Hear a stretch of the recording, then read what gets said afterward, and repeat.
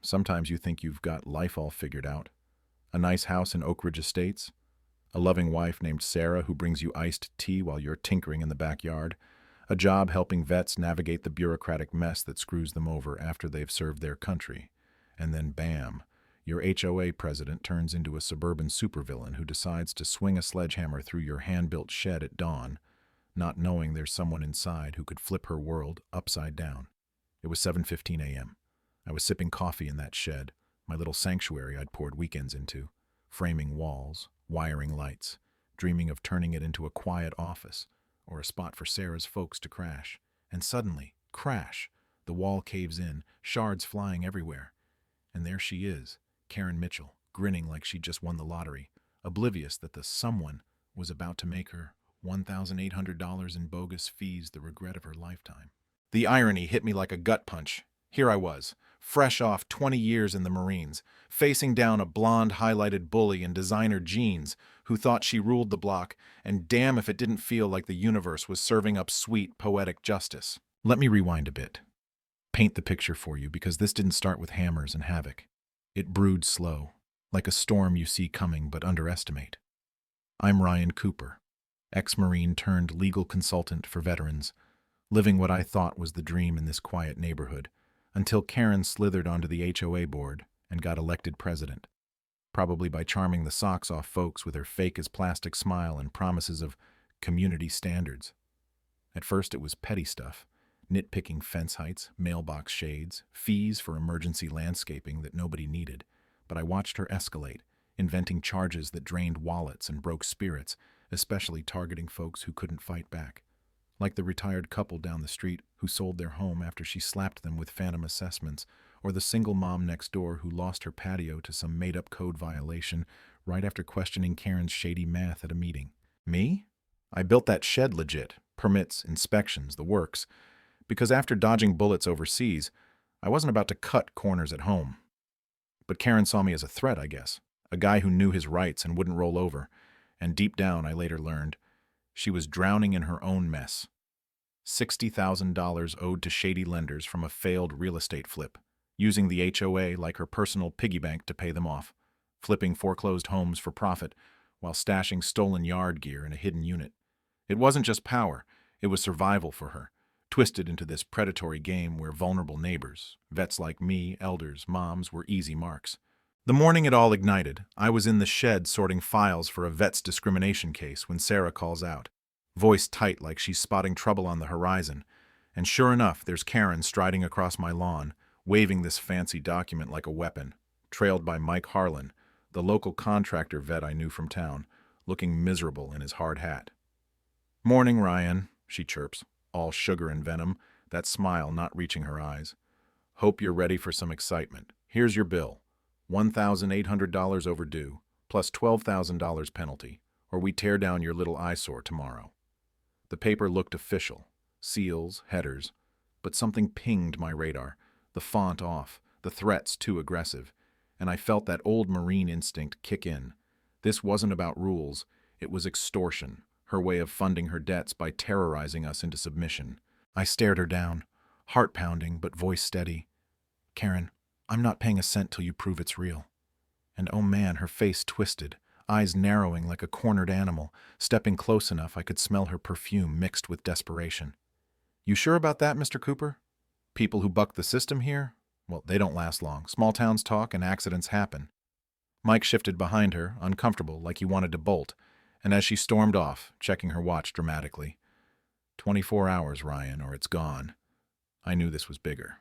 Her fear masking something darker, especially when I caught her on my security cam that night, sneaking into my yard at 2 a.m., shovel in hand, burying a box by the shed's foundation, glancing around like a thief in her own nightmare. That buried box haunted me. Sarah and I replayed the footage till dawn, whispering, "What the hell is she hiding?" And by morning, I was digging, not dirt, but records at the county office, uncovering her trail. 14 demolitions in 2 years, all forged under a judge who died months ago, all hitting vets, seniors, families like prey. Then Emily, Karen's mousy sister and HOA treasurer, taps on my car window outside the courthouse, eyes darting, hands trembling. I can't keep this up. She's ruining lives, including mine. And over coffee in a diner miles away she spills. Karen's loan sharks breathing down her neck. The scheme to force sales, scrap structures for cash. A storage unit packed with pilfered gazebos, tools, even kids' swing sets. And worse, her trophy photos of crying families loading trucks. She's not just mean, Ryan. She's trapped, and she'll drag anyone down to escape. We head to the unit for proof, but Karen's waiting, baseball bat in grip, eyes wild. Well, look at this. My traitorous sister and the stubborn vet. You have no clue the fire you're playing with. Swinging close enough to whistle past my ear, ranting about her results for those who break legs for late payments. Emily begs, tears streaming, but I stand firm. You've messed with the wrong guy, Karen. I've faced real threats, not some amateur with a grudge. And that's when Mike shows up. Crowbar ready, voice calm but firm. Put it down, Mrs. Mitchell. This ends now. She backs off after a tense call from her handlers, face paling, spitting. You'll regret this. Demolition at dawn, and it'll cost you everything. Heart racing, I called State AG Laura Jenkins. We'd emailed about vet cases, and she drops the bomb. I've been tracking her for months across counties. Let's catch her red-handed. The plan. Laura meets me in the shed at 7 for a consult right as demolition hits, witnessing the fraud live. Risky as hell, Sarah and I argued till sunrise. Her worried, this could ruin us, Ryan. But we agreed. If not us, who'd stop her from shattering more families? Dawn breaks chaotic. Mike's crew unloads early. Karen screeches up frantic, makeup smeared, demanding now, before they come. Pointing at black SUVs lurking with suited goons, her creditors watching like vultures. She grabs a sledgehammer, shoves past Mike. Decency? Screw that. Some eggs gotta break. And swings wild, wall splintering as Laura inside gasps, What's that? I whisper. Federal crimes unfolding, but twists pile on, graffiti scrawled, vets go home, obey or pay, turning destruction into hate crime, and a hidden cameraman filming it all. Texts warn, don't trust her, but Laura confesses mid-chaos, you're bait, Ryan, for a bigger FBI sting. Her network's interstate racketeering. Betrayed? Yeah, but as the roof sags, box unearthed, stalking files, fraud maps, I see the depth. Karen's not solo. She's a pawn in a syndicate stealing suburbs, her envy of special vets fueling the cruelty, her debts the chain. In that whirlwind, debris flying, Karen raging, this fixes everything. Laura flashes her badge. Attorney General Jenkins, you're done. The cameraman steps up. FBI Agent Reyes, we've got it all on tape. Karen freezes, bat dropping, face crumbling from fury to fear as agents swarm, cuffing her in the suits, Emily rushing in with stolen ledgers. It's over, sis, I turned it all over. The box. Blueprints for targeting 10 communities, personal data on families, proving her motive. Not just greed, but a twisted protection of her turf from rule breakers like me. Her jealousy of my service masking her failures. She screams, if you'd paid, none of this, as they haul her away, but the real gut twist. Laura knew the risks, used my shed as collateral for the greater good.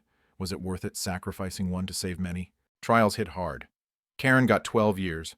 Goons 20+ for fraud rings spanning states. Restitution rebuilt my shed grander. Sparked my advocacy firm helping vets nationwide. Even testified in Congress for Ryan's law against HOA abuse. Oak Ridge healed. No more fear. HOA dissolved. Neighbors thriving. But here's the rub that still nags. Was I a hero or a fool, letting my home be bait? Justice served, sure, but at what personal cost? And who decides when one family's pain is acceptable for the win? Tell me in the comments. Ever faced a bully like Karen? Was the sting worth the sting? Or should I have just paid up? Share your stories. Let's talk real about community, power, and fighting back.